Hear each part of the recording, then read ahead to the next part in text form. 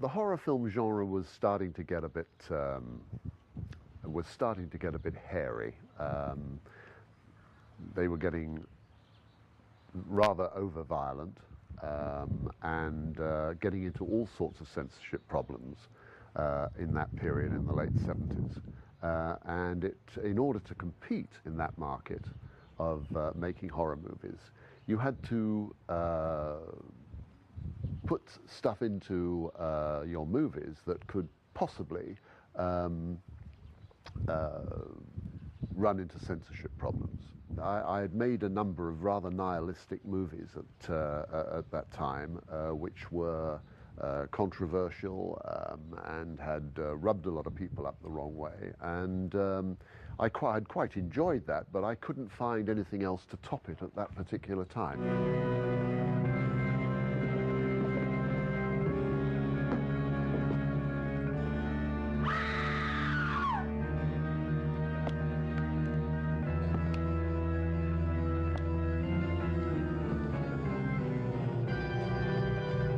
Well, the Flesh and Blood show was my first adventure into making a kind of a horror thriller, sort of inspired by a kind of an Agatha Christie theme, rather similar to 10 Little Indians, which was one of her most successful plays and was filmed a couple of times. Much that I'd always rather liked that theme of gathering people together in an isolated place, none of them knowing what they were doing particularly there, and then bumping them off one by one is a sort of a theme, and keeping the audience guessing. But I think it speaks for itself. It's I suppose you've got to view it with the idea that it was made now some years ago, and it's a rather typical film of its period, The Flesh and Blood Show. I hope everybody enjoys it. Don't stop, please.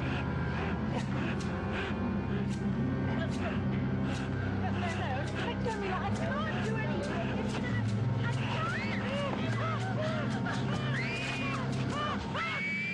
Well, Lou-Anne Peters was one of my repertory company at that time. She'd done about 3 or 4 films with me in varying roles. She'd actually done a lead in a movie I made called Man of Violence, and she'd done 1 or 2 other smaller parts for me. Just a good working actress, and the memory I have of Lou-Anne, of course, was that it was February, and we threw her off the end of the pier in freezing conditions on that movie, to have her dead body floating in the ocean. So yeah, she was a good pro, and good memories of Lou-Anne. Jenny Hanley, who played the lead, was probably one of the nicest young actresses I've ever worked with.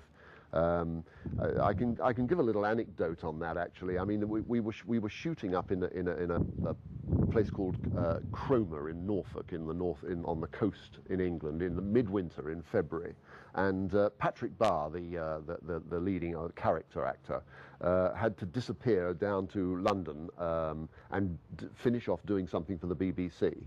When he got back to us at 3 o'clock in the morning, I remember having a problem, with the next day's shooting, and getting up in the hotel and walking down into the lobby of the hotel at 3 o'clock in the morning, thinking about the next day's shoot. And I remember seeing some light coming from the kitchens, and I sort of walked in there, and there was Jenny Hanley in her dressing gown at 3 o'clock in the morning, cooking. And I said, Jenny, what the hell are you doing here? 3 o'clock? She said, Patrick's coming up on the overnight train, and he's going to be hungry when he gets up here, so I'm cooking him a meal. Now, that's the kind of girl she was. I mean, that's the leading lady doing that for you. That's my memories of Jenny Hanley, and she was very good. She went on, not with a film career. She had quite a big television career as a children's presenter. And I believe she's happily married, and with a couple of kids, and just one of the nicest actresses I think I've ever worked with. So Angela and John, Carol and Sarah. were all murdered by this madman to avenge his wife's affairs with Mulligan in 1944. Wasn't it bloody tragic and horrible? It'd almost make a movie script. Robin started his sex comedy.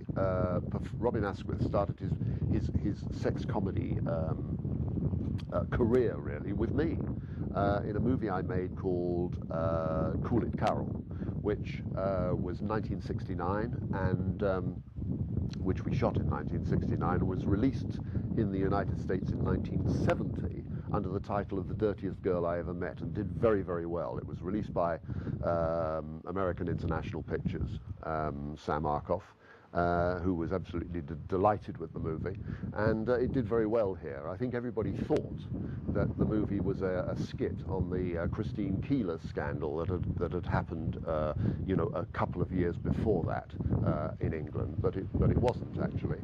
It was based on a true story. And then Robin, of course, went on to you know, I don't know whether it's the right thing to say, bigger and better things in sex comedies. He did the Confessions movies, and they were very popular around the world. I don't know how they did in the United States, because they were very, very British in their you know, in the way they were treated. But he started his career with me, and I think in his autobiography, I think he acknowledges that, for better or for worse. Alfred Shaughnessy, who died about a month ago in March 2006, was really somebody that had done some work for me and was working as a writer, a very successful television writer. He wrote a very successful and prestigious television series called Upstairs, Downstairs, which I'm sure has been shown in the United States and certainly throughout the rest of the world. He did the Flesh and Blood show for me as a writer's gig. No, there was never any intention that Freddie would direct the picture. In fact, Freddie hadn't directed a movie for probably about 15 years when he wrote the Flesh and Blood show. I mean, he'd done a horror movie called Catgirl. He'd written a very successful film for Hammer called Crescendo, and it was on the basis of that I asked Freddie to do the Flesh and Blood show. The sex content was here again was a requirement in films at that time. My own feeling about it is that in not only in my films but in everybody else's films, that these ingredients that you had to put into movies at that time were unnecessary, but they seemed apparently necessary for American distributors. I would like to say, and I think I'm answering any question that anybody would ask on the question of whether I was in competition with any of the other filmmakers at that time, be they Hammer, Amicus, Tygon, who were making films. I'd like to say that I wasn't influenced or felt that I was in competition with any of them. I was doing my own thing and very conscious of that. Nobody was telling me which way to go with the movies that I made. But there were genres of movies that distributors were looking for, that the public were looking for, and if you were making films for the general public, if you were making commercial movies, you made films that you thought that people wanted to see. Of course, other people were making similar films as well, but there was never any conscious feeling of competitiveness at all in the films that I made. I was never offered any job by anybody else, but then that was probably because I wasn't a director that you could hire. I was an independent producer, director, financier of my own films, So the only time I actually ever got a job offered was right at the end of my career by Canon, by Menachem Golan and Yoram Globus, who asked me to make House of the Long Shadows. Other than that, I was not up for hire. So I guess maybe nobody ever thought that I was worth employing, but.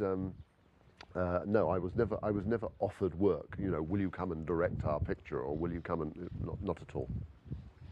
Well, censorship in the 60s and the 70s was a major problem, both in the United States and in the UK.